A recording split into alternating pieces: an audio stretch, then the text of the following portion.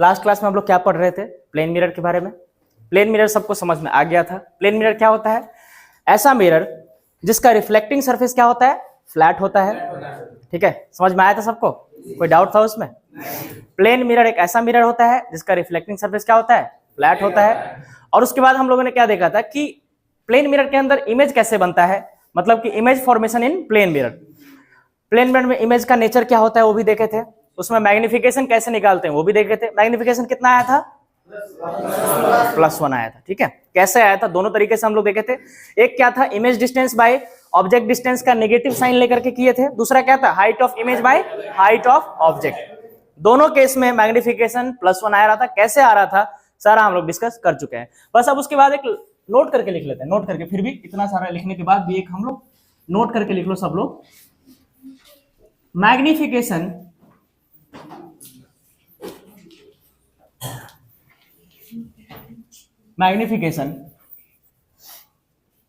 इन plane mirror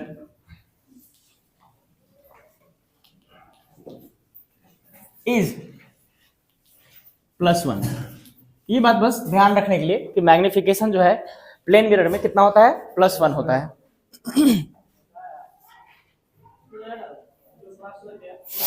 ठीक है, समझ में आ गया होगा।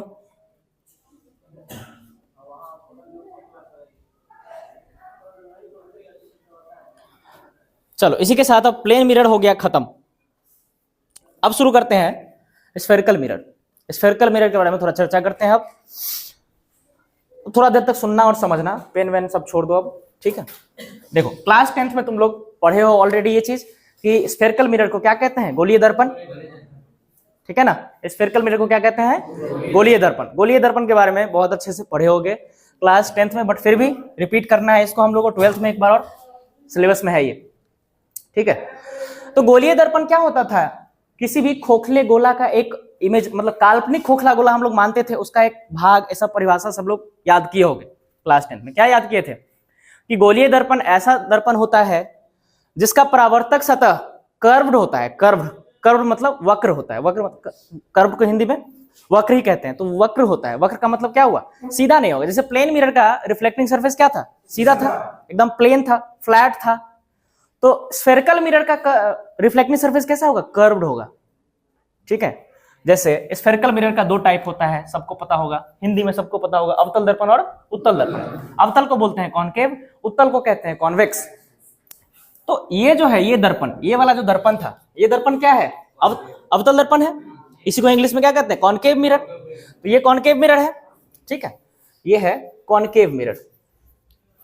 और पहले इसको समझ लो, इसके बाद डेफिनेशन इसका थोड़ा आसान लगेगा, उसके बाद फिर लिखेंगे तो एक सीधा लिख देंगे, तो फिर हो सकता है नहीं समझ में आएगा, लेकिन इसको समझ जाओगे तो डेफिनेशन में कुछ भी नहीं है। यही बात को हम लोग अंग्रेजी में लिखेंगे। तो अब देखो यहाँ पे ये है कॉनकेव और ये क्या है? कॉन्वेक्स। कॉन्वेक्स को हिंदी में क्या कहते हैं? उत्तल। कॉनकेव को हिंदी में अवतल। तो अवतल उत्तल यही होता है। मतलब गोलीय दर्पण का दो टाइप है, एक कौन सा? अवतल दर्पण, दूसरा उत्तल दर्पण। अब परिभाषा क्या है गोलीय दर्पण का, कि पहले इंग्लिश में हम थोड़ा समझा देते हैं। इंग्लिश में क्या है इसका, कि स्फेरिकल मिरर जो है ऐसा मिरर है जिसका रिफ्लेक्टिंग सरफेस क्या होता है? कर्व्ड होता है। ठीक है, स्फेरिकल मिरर ऐसा मिरर है जिसका रिफ्लेक्टिंग सरफेस क्या होता है? कर्व्ड होता है। और वो जो है किसी भी एक इमेजिनरी हॉलो स्फीयर का एक पार्ट होता है। वो किसी भी इमेजिनरी हॉलो स्फीयर का क्या होता है? पार्ट होता है। ये बात थोड़ा कम समझ में आया होगा, कोई बात नहीं, समझते हैं आराम से। देखो पहली बात, इसका रिफ्लेक्टिंग सरफेस देखो कर्व्ड है। ये बात समझ में आ गया ना, कि ये फ्लैट नहीं है। फ्लैट का मतलब सीधा होता, जैसे प्लेन मिरर में ऐसा सीधा हुआ करता था, प्लेन मिरर में सीधा था ना, इसका मतलब क्या है? फ्लैट। ये जो रिफ्लेक्टिंग सरफेस है वो फ्लैट होता था, किसके केस में? प्लेन मिरर के केस में। लेकिन स्फेरिकल मिरर में क्या होगा? ये जो रिफ्लेक्टिंग सरफेस है कर्व्ड है। कर्व्ड है कि नहीं? ये बात समझ में आया? पहला लाइन समझ में आ गया कि स्फेरिकल मिरर ऐसा मिरर है जिसका जो रिफ्लेक्टिंग सरफेस होगा कैसा होगा? कर्व्ड होगा। ठीक, अब दूसरा इसमें बात एक और क्या ऐड किया गया है, कि ये जो स्फेरिकल मिरर है वो किसी भी एक हॉलो स्फीयर का एक पार्ट होगा, एक टुकड़ा होगा। ठीक है, कैसे? देखो, अगर मान लो ये तो समझ में आ गया होगा, ठीक है ना? प्लेन मिरर कैसा होता है? Flat surface. चलो इसको हटा देते हैं, ये तो हम लोग बहुत चर्चा कर चुके हैं इसके ऊपर ऑलरेडी। अब स्फेरिकल मिरर के ऊपर चर्चा करते हैं। ये जो अवतल दर्पण है ये एक गोलीय मतलब गोलीय दर्पण का दो टाइप कौन कौन सा, अवतल और उत्तल। तो अगर हम गोलीय दर्पण कहें तो वो एक तरह से वही बात हो गया कि हम लोग अवतल या उत्तल के बारे में बात कर रहे हैं। गोलीय दर्पण का हो चाहे अवतल दर्पण का हो चाहे उत्तल, सब तो एक ही बात है ना, उसी का वो प्रकार है। तो ये जो कॉनकेव मिरर है, ध्यान से समझना इस बात को, ये जो कॉनकेव मिरर है इसी को कहेंगे अवतल दर्पण।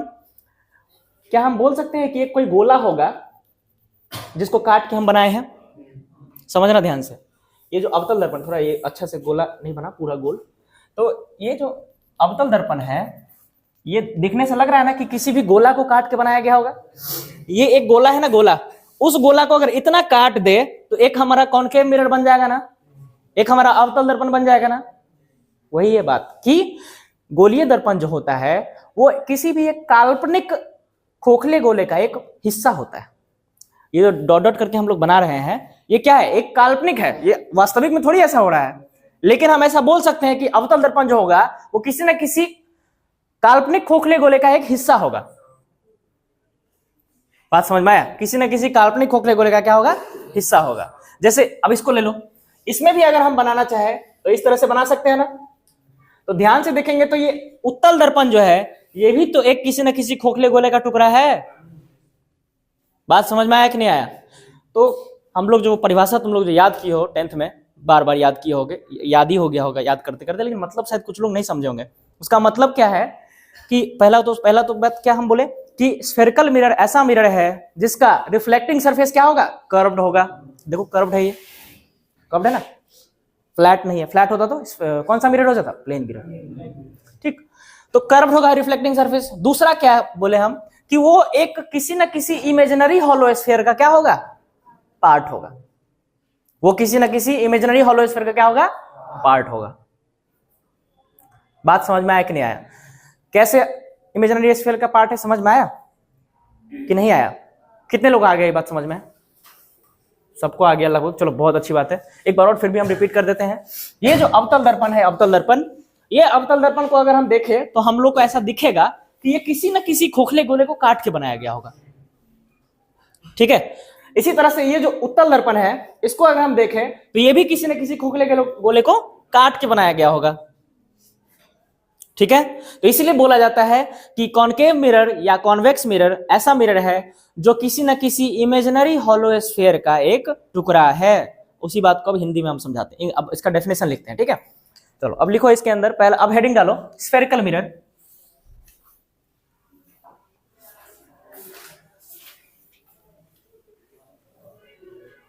लिखो हेडिंग डालो spherical mirror.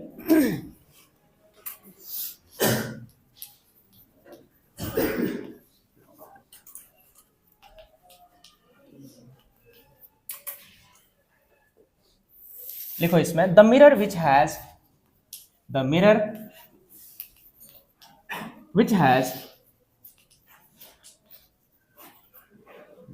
curved reflecting surface, the mirror which has curved reflecting surface and is the part of an imaginary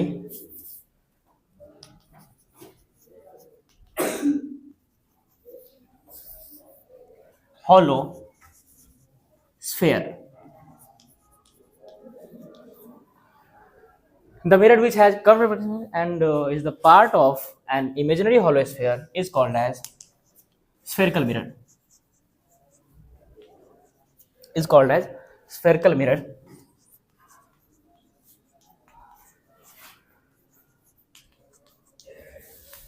अब टाइप्स ऑफ स्फेरिकल मिरर, दो टाइप का होता है। Types of spherical mirror,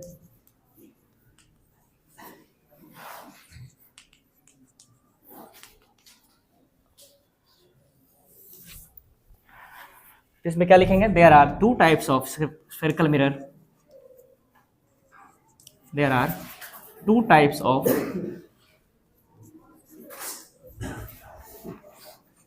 spherical mirror.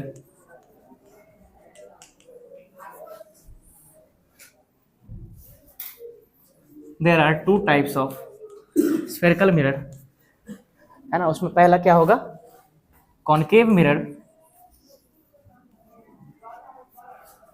Concave mirror, और फिर दूसरा क्या हो जाएगा, कॉन्वेक्स मिरर।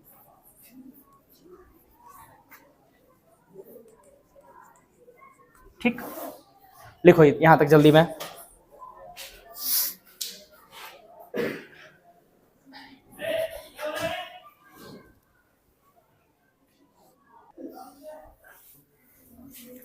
चलो तो इसका मतलब समझते हैं अब क्या लिखा हुआ है, स्फेरिकल मिरर। ठीक है, the mirror which has curved reflecting surface, ऐसा मिरर या ऐसा दर्पण जिसका रिफ्लेक्टिंग सरफेस कैसा होगा, कर्व्ड होगा। ठीक है, ऐसा मिरर जिसका रिफ्लेक्टिंग सरफेस क्या होगा, कर्व्ड होगा। हिंदी में कहे इसको संपूर्ण हिंदी में तो क्या होगा, ऐसा दर्पण जिसका परावर्तक सतह क्या होगा, वक्र होगा।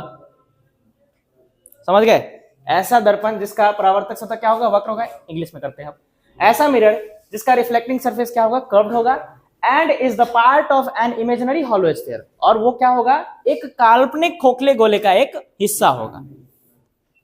मतलब ऐसा दर्पण जिसका परावर्तक सतह क्या होगा, एक कर्व होगा, और वो क्या होगा, एक काल्पनिक खोखले गोले का एक हिस्सा होगा, उसका एक पार्ट होगा। वही बात लिखा हुआ है इंग्लिश में। ये सेकंड लाइन का मतलब क्या है, and is the part of an imaginary hollow sphere. इसका क्या मतलब है कि वो एक इमेजिनरी हॉलो स्फीयर का क्या होगा, पार्ट होगा। कौन, स्फेरिकल मिरर। बात समझ में आया, एक बार और समझो।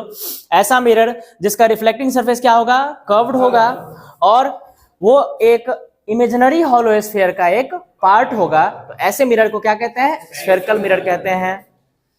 कितने लोगों को समझ में आया, नहीं आया तो एक बार और समझा दे, बोलो एक बार और समझा देते हैं। देखो क्या है, ऐसा मिरर जिसका रिफ्लेक्टिंग सरफेस क्या होगा, कर्व्ड होगा, और वो किसी भी इमेजिनरी हॉलो स्फीयर का क्या होगा, एक पार्ट होगा। तो ऐसे मिरर को क्या कहते हैं, स्फेरिकल मिरर। मतलब कि ऐसा मिरर जिसका रिफ्लेक्टिंग सरफेस कर्व्ड होगा और वो किसी भी इमेजिनरी हॉलो स्फीयर का एक पार्ट होगा, तो ऐसे मिरर को क्या कहते हैं, स्फेरिकल मिरर। काल्पनिक खोखला गोला कहीं से कैसे समझा दिया हम, कैसे होगा कि हम बना ऐसा इमेजिन कर सकते हैं कि स्फीयर जिसका हिस्सा दिखेगा हमको, कौन, स्फेरिकल मिरर। ठीक, अब स्फेरिकल मिरर का कितना टाइप, दो टाइप। इसके बारे में हम लोग को थोड़ा डिटेल में पढ़ना है, सारा इसका केस वगैरह, इमेज कैसे बनता है, सारा चीज में देखेंगे हम लोग। तो टाइप्स ऑफ स्फेरिकल मिरर दो टाइप का हो गया, पहला कॉनकेव मिरर, दूसरा कॉन्वेक्स मिरर। ठीक है, यहां तक समझ में आ गया होगा। ठीक है, अब आगे चले। ठीक,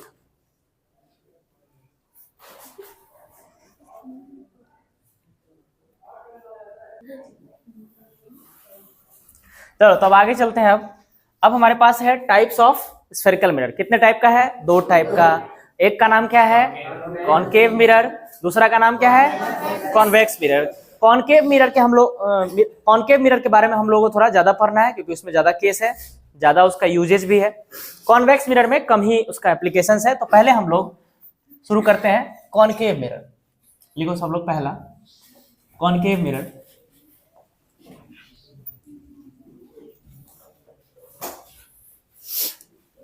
कॉनकेव मिरर।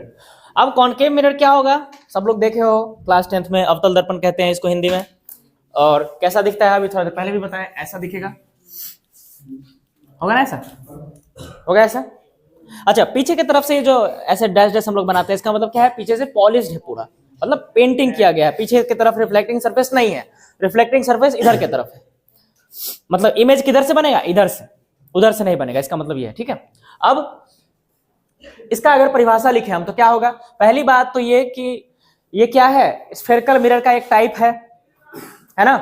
कॉनकेव मिरर क्या है, स्फेरिकल मिरर का एक टाइप है, जिसका रिफ्लेक्टिंग सरफेस जो होता है वो इनसाइड, कर्व्ड इनसाइड होता है। मतलब देखो ये अंदर की तरफ कर्व है ना, ये हो गया उत्तल दर्पण।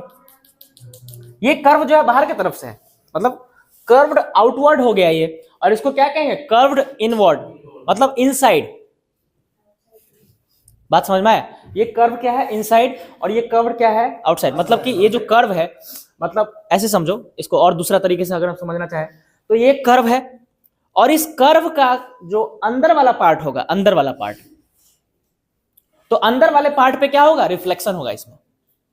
अगर हम और इसको अच्छे से क्लियरली कहना चाहें तो क्या होगा कि ऐसा दर्पण, मतलब गोलीय दर्पण का एक ऐसा टाइप जिसके अंदर जो परावर्तक सतह है वो कर्व सरफेस के अंदर वाले भाग से होता है। देखो ये है हमारा कॉनकेव मिरर। इसमें अगर मान लो लाइट रे आएगा, यहां से ऐसे करके ऐसे जाता है, और भी तरह का हम लोग रे डायग्राम बनाते हैं, तो परावर्तन कहां से हो रहा है? अंदर से हो रहा है। इसमें परावर्तन बाहर से हो रहा है। मतलब ये देखो, समझो बात ध्यान से कि ये ऐसे है ना, ऐसे। अब अगर मान लो इसी को हम उल्टा कर दे तो ऐसे हो जाएगा? नहीं हो जाएगा। लेकिन दोनों में फर्क क्या है? फर्क यह है कि इसमें परावर्तन इधर से होगा और इसमें परावर्तन इधर से होगा। यही फर्क है कॉनकेव और कॉन्वेक्स में।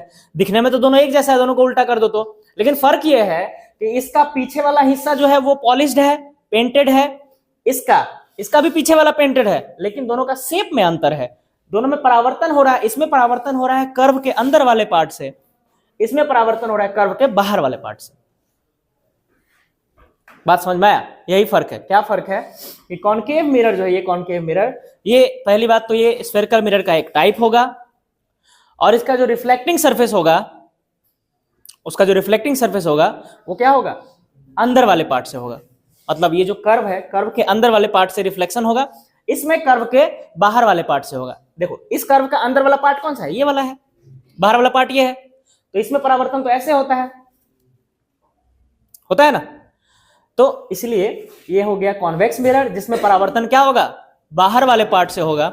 और ये हो गया कौन सा केस? जिसमें परावर्तन अंदर से होगा। तो अंदर वाले कर्व के इनसाइड वाले पार्ट से जब रिफ्लेक्शन होगा तो उसको कहेंगे कॉनकेव मिरर, और कर्व के बाहर वाले पार्ट से जब रिफ्लेक्शन होगा तो उसको क्या कहेंगे? Convex mirror. समझ में आया कि नहीं आया? हाँ, तो लिखो इसके अंदर पहले, उसके बाद और समझाते हैं इसको।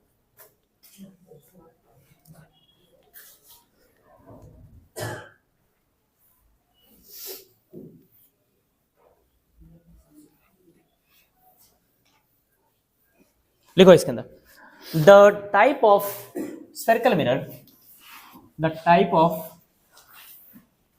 Spherical mirror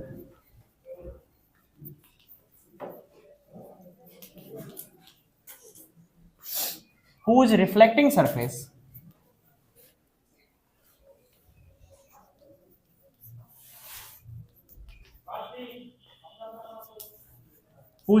surface is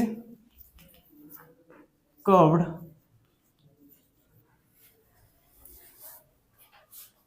inside,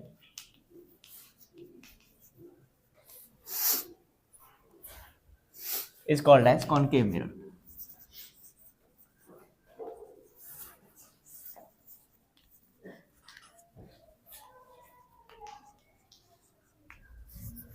ठीक है, इस बात का मतलब हम और समझाएंगे, क्योंकि मतलब समझना बहुत जरूरी है। मिरर क्या होता है वही समझ नहीं आएगा तो फिर इमेज कैसे बनेगा?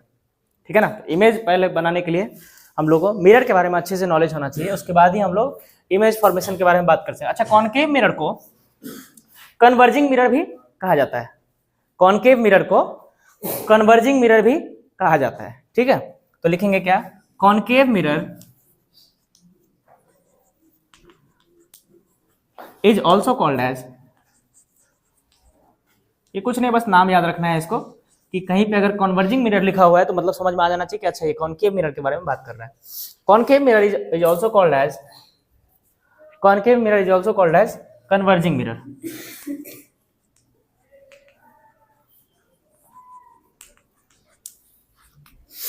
ठीक है, अब इसका एक डायग्राम बना लेते हैं हम लोग बढ़िया सा। तो ये हो गया इस तरह से डायग्राम। ठीक, ये हो गया प्रिंसिपल एक्सिस। प्रिंसिपल एक्सिस क्या होता है सब हम लोग चर्चा करेंगे, अभी पहले डायग्राम बना लो।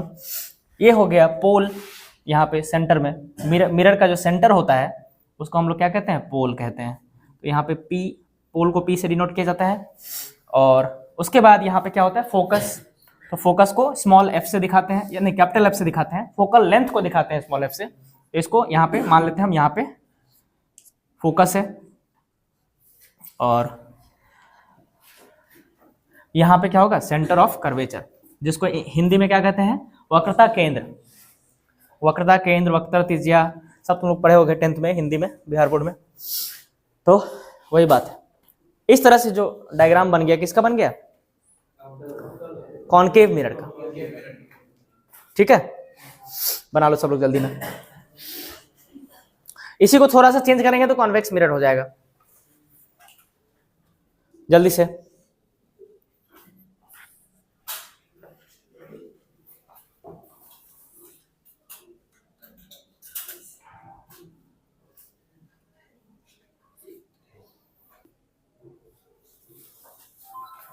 हाँ, तो सब लोग लिख लिए होंगे, समझ में भी आ ही गया होगा, बट फिर भी हम एक बार और समझा देते हैं कि कॉनकेव मिरर कैसा मिरर है।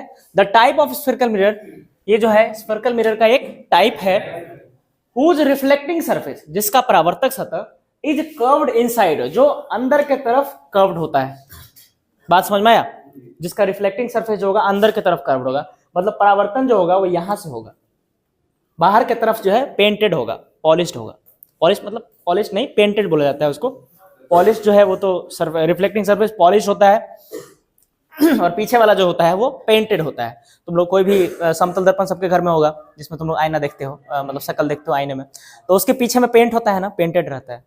समझ गए? पेंटेड इसलिए रहता है कि उधर की तरफ से परावर्तन नहीं हो सकता है। परावर्तन किधर होगा? सामने से होगा, ये दिखाने के लिए। तो ये जो ऐसे डैश डैश हम लोग लगाए हुए, इसका मतलब क्या है? पीछे की तरफ से पेंटेड होगा वो। ठीक है, और इधर की तरफ से क्या होगा? परावर्तन होगा। समझ में आया कि नहीं आया? तो यही बात है। और इसको एक बार और समझ लेते हैं। The type of spherical mirror, spherical mirror का एक ऐसा type whose reflecting surface is curved inside, जिसका रिफ्लेक्टिंग सरफेस क्या होता है?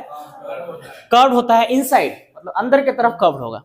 जिसका परावर्तक सतह क्या होगा? अंदर की तरफ कर्व्ड होगा, उसको क्या कहेंगे? Concave mirror. बस यही है, इतना ही डेफिनेशन है।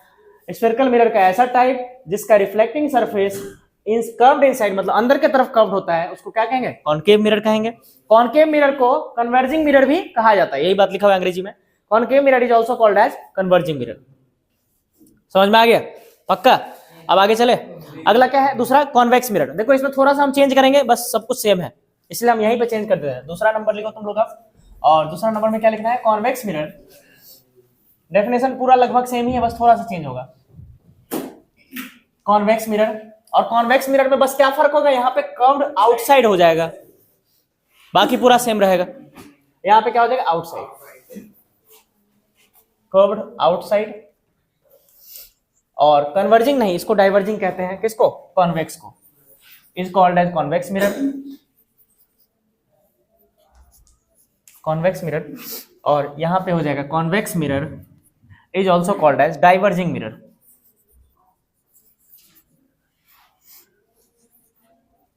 डाइवर्जिंग मिरर हो गया, और तो कुछ चेंज करना नहीं है, बस इसका डायग्राम चेंज करना है। डायग्राम में इस बार क्या हो जाएगा? उल्टा हो जाएगा। इस बार क्या होगा? कर्व्ड आउटसाइड हो जाएगा। कर्व्ड आउटसाइड का मतलब हुआ ये, इस तरह से।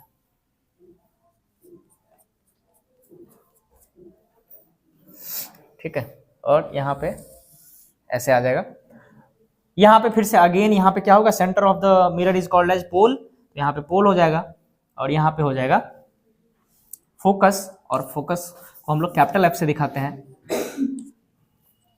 और फिर उसका दोगुना लंबाई पे हो जाएगा सेंटर ऑफ कर्वेचर। एफ बराबर r/2 पढ़े होगे, वो हम लोग को प्रूव भी करना है 12th में। अगेन पूछता भी है बोर्ड में, कभी कभी पूछ देता है। ठीक है,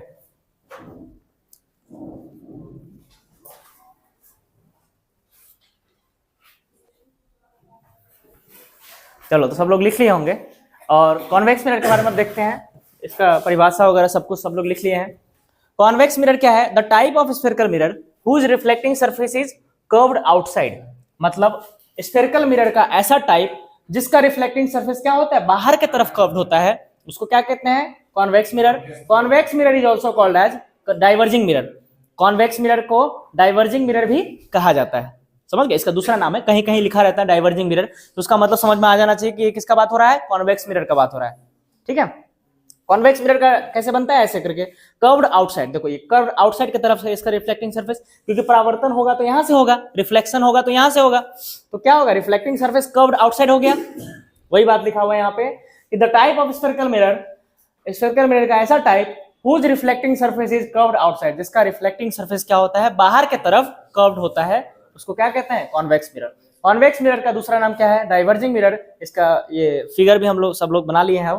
इसमें ये पोल है, फोकस है, सेंटर ऑफ कर्वेचर है, ये सारा चीज क्या होता है, सारा चीज हम लोग को देखना है। नेक्स्ट क्लास में हम लोग अब देखेंगे क्या कि इसका क्या क्या टर्म्स है, इससे रिलेटेड कौन कौन सा टर्म्स है जो हमको इसके बारे में पढ़ना है। स्फेरिकल मिरर के बारे में कौन कौन सा है, पोल है, सेंटर ऑफ कर्वेचर है, रेडियस ऑफ कर्वेचर है, फोकस है, फोकल लेंथ है, और अपर्चर। अपर्चर भी होता है एक, जिसको द्वारक कहते हैं ना, हिंदी में पढ़े होगे, द्वारक कहीं ना कहीं जरूर पढ़े होगे 10th में बिहार बोर्ड में, तो उसमें ये भी पढ़ना है अपर्चर। बस ये सारा टॉपिक हम लोग कवर करेंगे नेक्स्ट क्लास में। उसके बाद फिर आगे चलेंगे, उसके बाद फिर इमेज फॉर्मेशन हम लोग को देखना है कि कैसे इमेज बनता है कॉनकेव मिरर में। किसी भी ऑब्जेक्ट को हम लोग मान लो कहीं पर रख दिए, इन्फिनिटी पे रख दिए, फिर पोल पे रख दिए, पोल पे नहीं, पोल और फोकस के बीच में रख दिए, या फोकस पे रख दिए, या फोकस और सेंटर कर्वेचर के बीच में रख दिए। ये सारा जितना भी केस है, सारा इमेज फॉर्मेशन का हम लोग देखेंगे कॉनकेव मिरर का। फिर उसके बाद कॉन्वेक्स मिरर का देखेंगे, और उसके बाद लगभग तुम्हारा फिर उसके बाद फिर आ जाएगा F बराबर R/2 वाला फॉर्मूला, फिर आ जाएगा मिरर फॉर्मूला, ठीक है ना। ये सब जब ये सब में लगेगा, अभी अगला 8-10 क्लास 15 क्लास लग सकता है इसमें पूरा करने में। धीरे धीरे करेंगे तो आराम आराम से उतना लग जाएगा। इतना खत्म करने के बाद लगभग तुम्हारा स्फेरिकल मिरर खत्म हो जाएगा। फिर हम लोग शुरू करेंगे लेंस, ठीक है। ठीक है, चलो तो आज के लिए इतना ही रखते हैं। बाकी होमवर्क में कर लेना, वही रोज का क्या है 7 टाइम्स होमवर्क कर लेना और याद कर लेना, बढ़िया से याद करके आना, ठीक है। बाकी कल डिस्कस करते हैं।